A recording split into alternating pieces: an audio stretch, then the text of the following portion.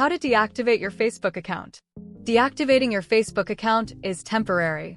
Your profile, photos, posts, and data will be hidden from other people, but nothing is permanently deleted. You can reactivate your account anytime just by logging back in.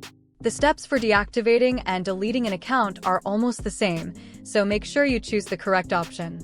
Step-by-step guide. Open the Facebook app and tap the menu button. This is usually at the bottom right or top right, depending on your device.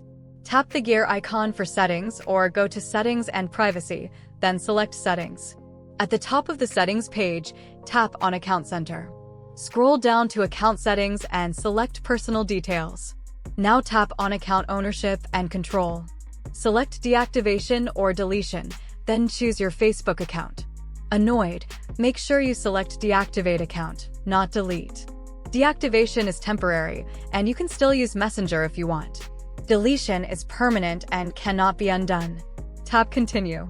You'll see what will be deactivated, including any connected pages. Tap Continue again. Enter your Facebook password.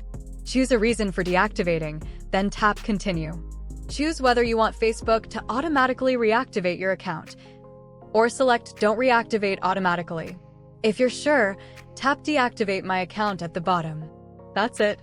If you ever want to come back, just log into Facebook again and your account will be reactivated automatically.